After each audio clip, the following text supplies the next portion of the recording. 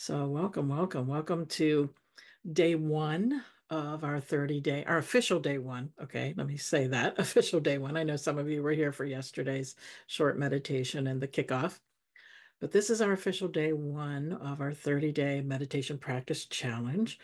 And today we'll be doing a grounding and mindfulness meditation. So I'm just going to talk for a couple of moments here and then we'll get right into our meditation. And then at the end of the meditation, if you have any questions or comments, anything you'd like to share, we can certainly do that as well. So our meditation will be to help us to cultivate awareness and presence, part of mindfulness, right? And as we might know, some of us might know this, some might not, that meditation offers numerous scientifically backed benefits, including reducing stress. This will come in handy as we move into fall, right, in the election season, enhancing focus and improving emotional well being. And according to John Kabat-Zinn, he's really a pioneer in bringing mindfulness to the West. He has his take on mindfulness, and he says that mindfulness is the awareness that arises from paying attention on purpose in the present moment and non-judgmentally. And he often emphasizes that mindfulness can help us to step out of the automatic pilot and into a deeper understanding of our thoughts, our feelings, our experiences as well. And so research has shown that regular meditation can lead to significant changes right there in the brain. Actually, it's the left prefrontal cortex. It increases the thickness, which is associated with decision making and emotional regulation. Isn't that pretty interesting? And it also helps decrease the size of the amygdala, the brain's fear center, which can reduce our stress response. I like throwing in a little bit of science into our classes too. So, as John Kabat-Zinn said, you can't stop the waves, but you can learn to surf. And this really beautifully illustrates how mindfulness allows us to navigate the ups and downs of life with greater ease and resilience. So, you ready to surf? Let's get ready to surf with our meditation today as we explore grounding and different focal points, such as the body, the breath, sounds, all to help you find a sense of calm and presence.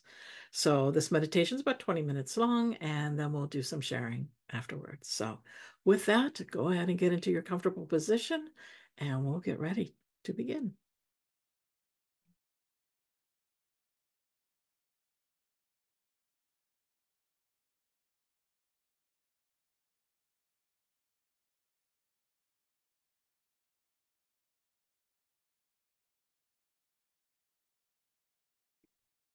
Let's start by grounding ourselves, finding that comfortable seated position, feet flat on the ground.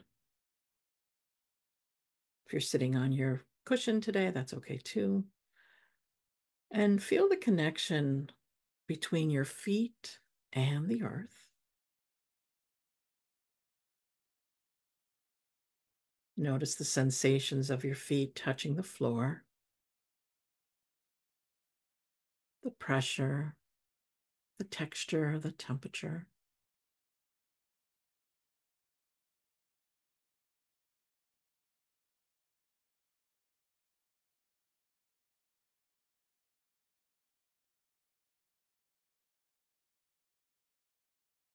Now bring your attention to the points of contact between your body and the chair, feeling the weight of your body being supported by the chair.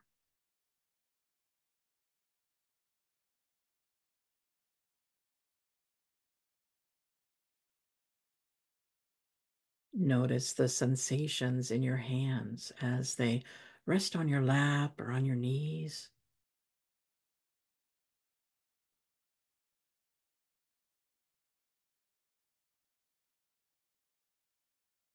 Feeling the support of the earth beneath you, holding you up effortlessly.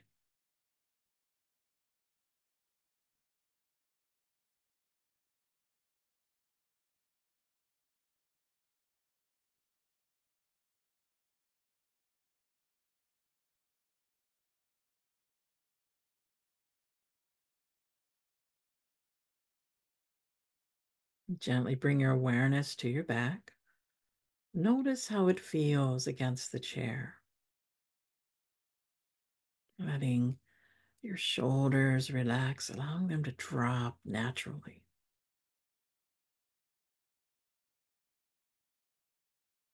Feel the support of the chair and the earth, grounding you in this moment.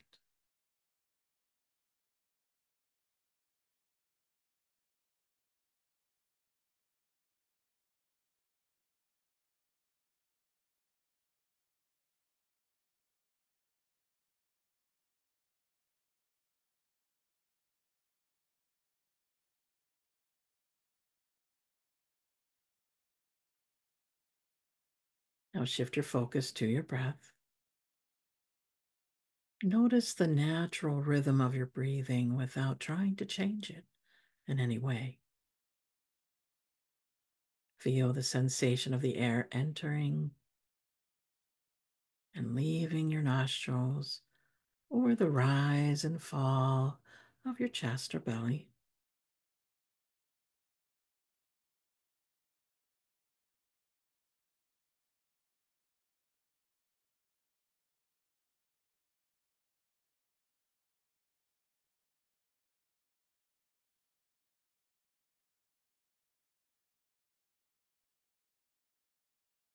And if focusing on the breath feels a little challenging, you can return to the sensation of your feet on the ground or the contact of your body with the chair. These are alternative anchors to help you stay present.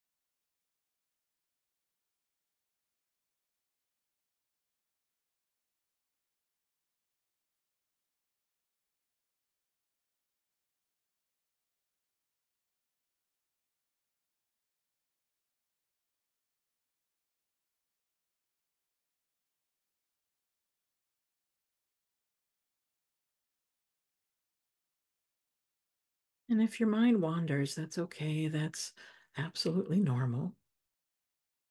Just very gently and kindly come back to the breath, come back to your anchor, whether it's the breath or maybe the sensation of the feet on the ground or your body on the chair. We always want to be kind to ourselves and non judgmental. It's okay if our mind wanders. We just bring it back to center.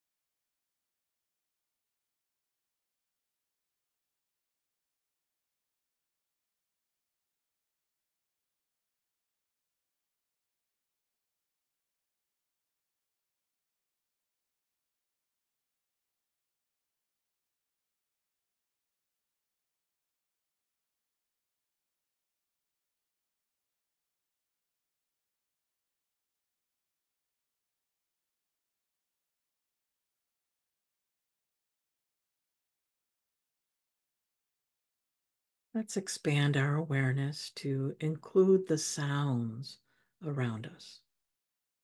And gently open your awareness to the sounds, both close and distant.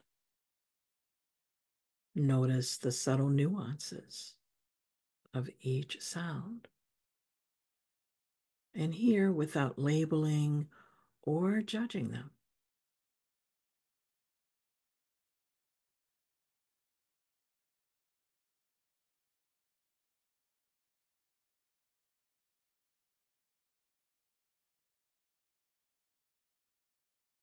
And just allow the sounds to come and go.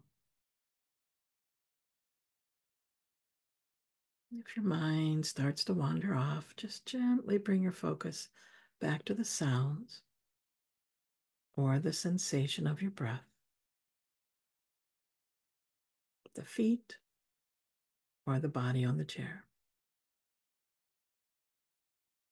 So try out using the sounds, but if you find it's a little challenging, you can always go back to the breath, the feet, body.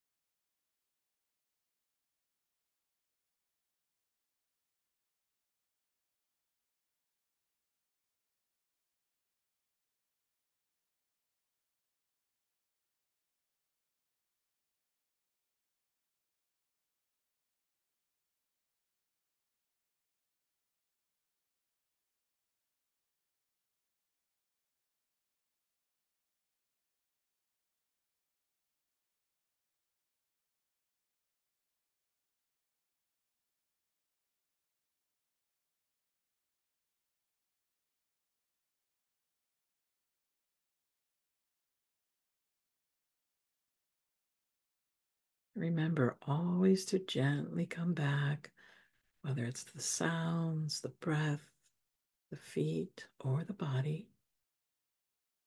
No need to judge if your mind has wandered off. You're doing a kind practice for yourself.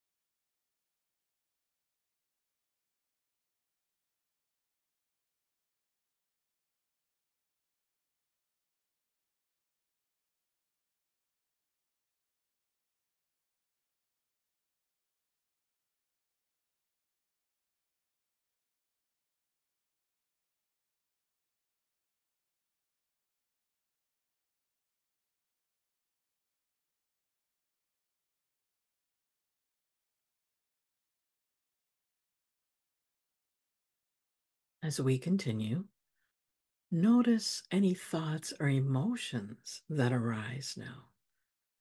Now, what we work with here is acknowledging them without judgment. And you can think of them as clouds passing through the sky. And if a thought or emotion captures your attention, gently return to your chosen anchor, whether it's the breath, the body, the sounds. Come back there. And if you need a little extra assistance, you can just label objectively the thought as thought, and then return back to the breath. Same with emotion, coming back to the breath.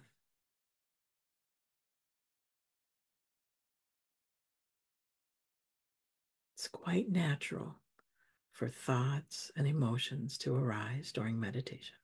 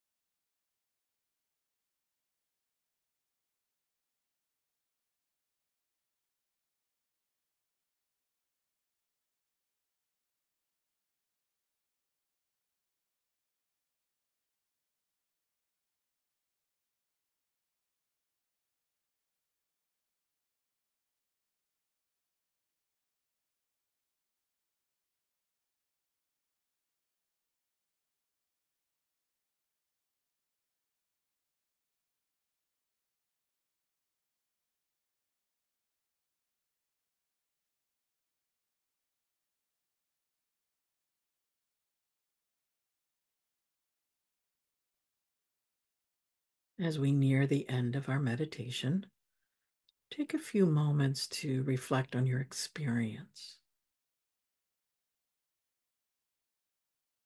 Notice how you feel physically, mentally, and emotionally. Acknowledge any shifts in your awareness or a sense of calm.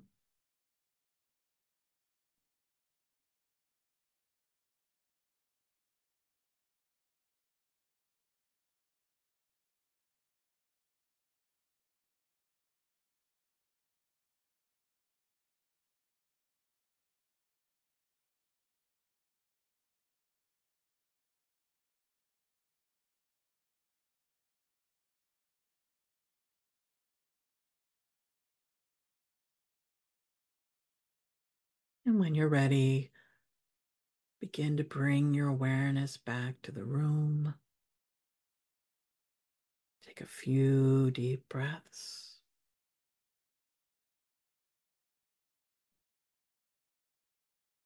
Gently open your eyes. And if you like, take some gentle stretches in your body.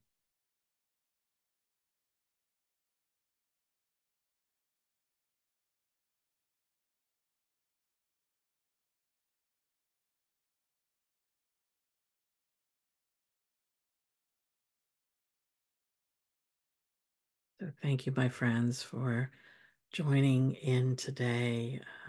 I really appreciate you being here. And it makes a real difference when we take the time to be present with whatever arises with kindness and curiosity. And John Kabat-Zinn said the best way to capture moments is to pay attention. So, with that, I thank you again for being here.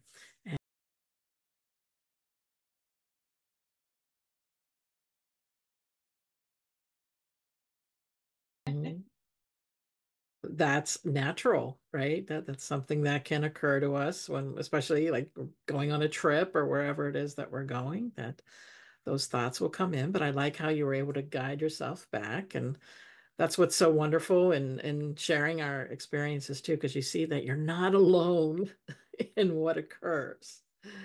So who else plans what they're going to do going on?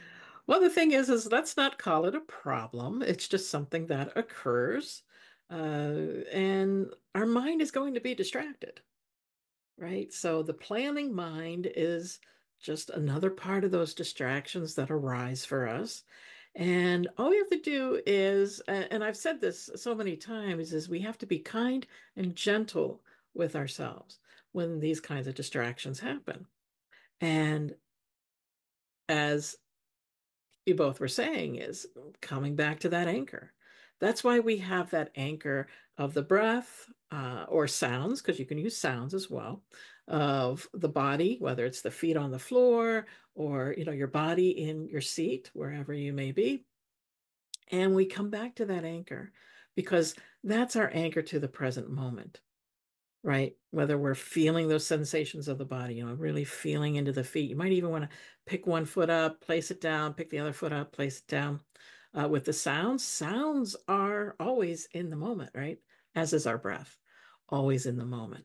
So that's why we return to that when those types of thoughts, in this case, as you both were talking about, the planning thoughts, coming back to the breath. Well, that's a great idea that you're setting yourself up for that practice, that you're going to make a commitment to take that break.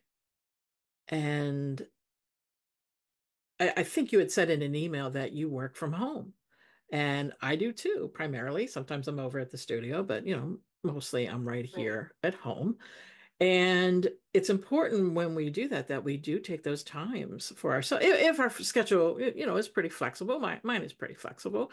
And that way we are receiving exactly what we need. We're nourishing ourselves. We're nurturing ourselves, nourishing ourselves, however you want to put it, because it's important that we put that into our schedule, write it into your schedule that I'm going to do this, whatever time of day it may be. If you can't do it every morning at 8:30 Central Time, then, finding that time that you can. And it really is creating that consistency that will make a difference. That's how we will notice how we feel. If you notice at the end, we were kind of paying attention. Well, how did I feel from the beginning to the end?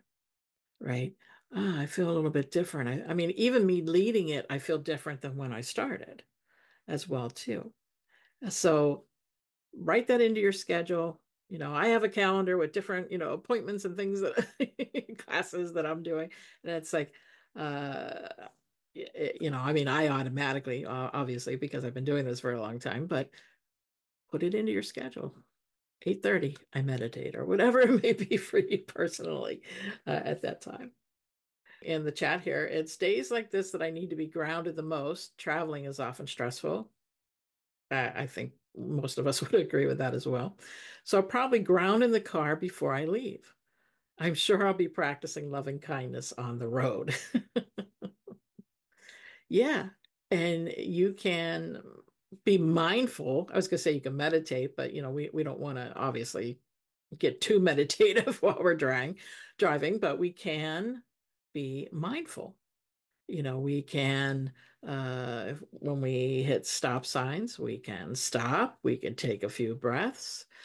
When we see the speed limit sign, We can take that first number, if it's 55, for instance, we can take 5 deep breaths as we're driving. We can repeat loving kindness phrases, as she was saying in the chat. And that's another way that you can bring that mindfulness in, paying attention to what's in front of you, whatever the traffic, etc. Maybe watching the cars, that sort of thing.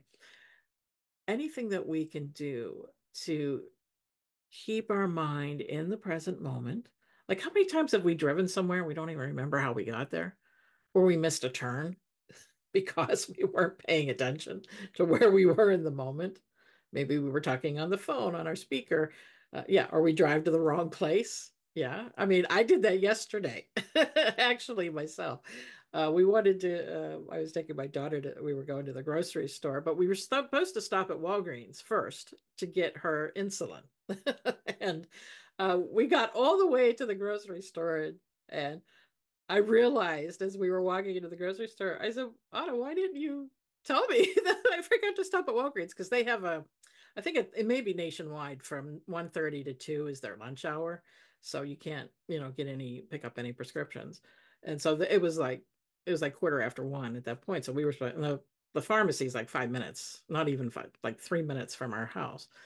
And she said, "Oh, I thought you just wanted to do it afterwards." But see, that's uh, what happens when we're not paying attention, right? Oh, I did that the other day. I said, I know where I'm going. I don't need the map. Then I literally went past my exit. See, we can relate to all of this, right? Happens to all of us. It's just, okay, forgiving ourselves, right? Letting ourselves come back to center, however way that we need to ground ourselves when all these incidents occurs. Where I get distracted too. I was telling the class on Wednesday night that, I have my things that occur too, whether I get angry about something or upset about something, it happens. But the more that we do our practice, right? The more consistency that we have, the more we practice, particularly mindfulness. And we're going to be doing various meditations as we move through the month. But we will be doing, like, Friday is like mindfulness or loving kindness day. So we'll always have mindfulness in there. And that's the main practice that I really suggest to people, and the one that I love to teach because I know what it's done for me. It's done a lot for me in learning to be able to respond versus react when situations come my way, experiences that come my way, especially those really unexpected situations, right, that come our way.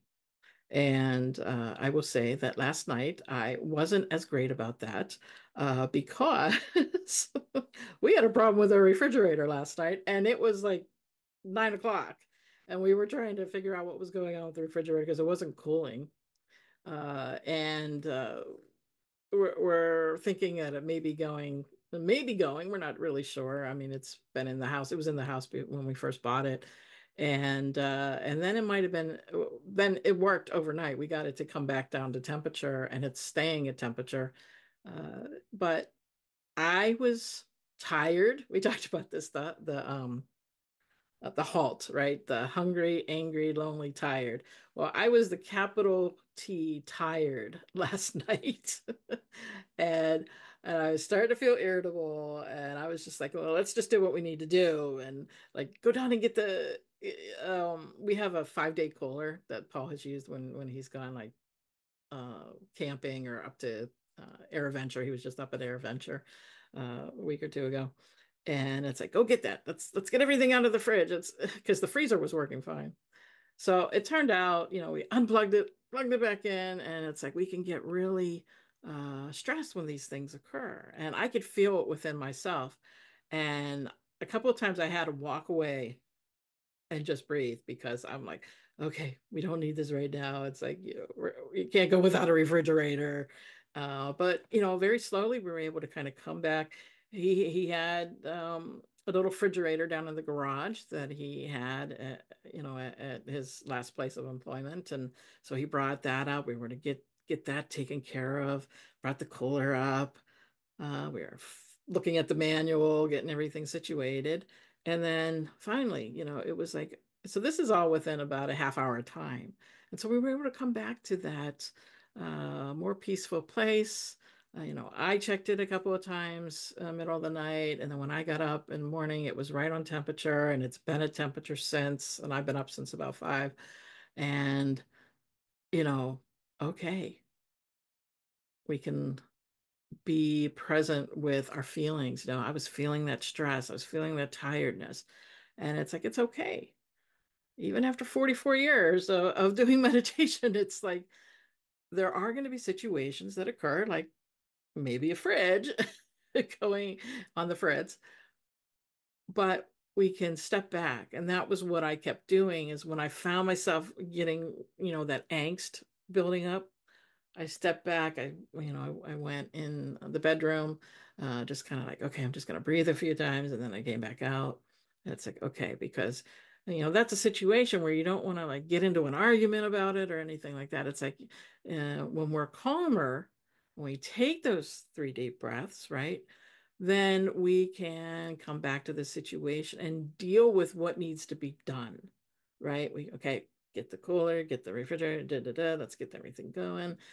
Luckily, we had tons of ice packs in the freezer, and that's what we do. And I've been talking about, I think I talked about it at the Tuesday night class and the Wednesday night class of the stop method, right? And the first thing to do is stop, right? And then take a breath, take a few moments, right? And that's what I did. I stopped, walked into the other room, took a few breaths, right? Observed how I feel. That's the O of stop. Okay, so what was I observing? Well, I'm really tired. And when I'm really tired, I get irritable. Okay, well, let's just kind of be with that. And then, and still breathing. And then P, proceed. Okay, well, now I could come back into the kitchen area and, help to get things rectified, right? And yeah, Elizabeth says here's right. Things still happen. Life can still suck. This practice has really made when things go wrong softer. Okay, not as reactive as I used to be. Yeah, yeah. And even over my years, I've noticed that about myself too. So something that could have ended up into maybe a big, huge argument, maybe um, going on for a much longer period of time, it just ended up, okay, feeling that stress. Okay, breathe. Okay, delegate what we need to do, get it done, go to bed.